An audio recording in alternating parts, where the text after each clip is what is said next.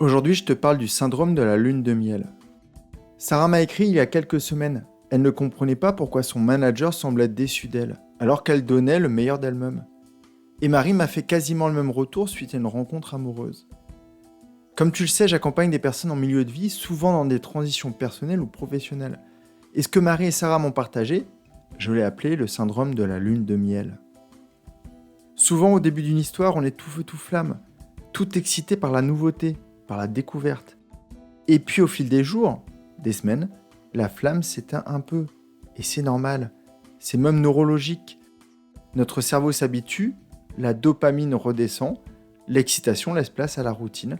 C'est complètement humain.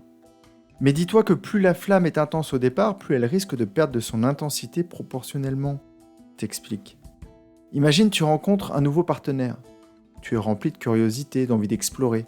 Tu communiques beaucoup, tu fais preuve de beaucoup de présence, tu le couvres de reconnaissance, tu mets un max d'énergie dans la relation. Pareil au boulot, tu es très disponible, à l'affût des mails, des réunions, tu devances les demandes. Et puis le train-train s'installe, tu es moins motivé, moins présente. Cette nouveauté prend une place normale dans ta vie. Et c'est ok, sauf que ça peut poser problème.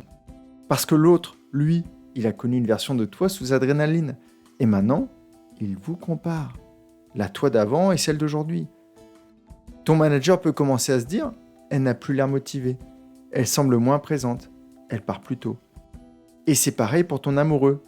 Je reçois moins de textos. Elle m'appelle moins. Quand elle est là, je la sens moins présente.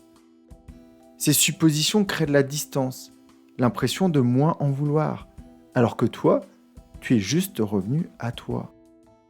Et c'est là toute la question. Quelle version de toi as-tu montré au départ ? Est-ce que c'était vraiment toi ? Alors mon conseil, fais preuve de vigilance dans les premières semaines et premiers mois. Essaye d'être toi, la vraie. Et surtout d'instaurer des règles que tu pourras tenir tout au long de ton contrat ou de ta relation. Plus tu es raisonnable dès le départ, plus la base est solide, plus la relation se renforce et surtout, elle est plus tenable.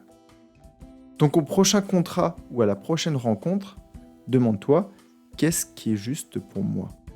Quelles sont les règles que je veux mettre en place et que j'aurai la certitude de pouvoir tenir sur la durée ? La version de toi dans 6 mois te remerciera d'y avoir pensé aujourd'hui. Et si jamais tu as besoin d'aide pour ça, fais-moi signe. En attendant, j'espère que cette capsule t'aidera pour la suite. Et si jamais ce genre d'idée te plaît, rejoins mon courrier privé hebdomadaire. J'y partage des idées simples et puissantes pour améliorer sa vie au fil de l'eau. Je te retrouve jeudi prochain.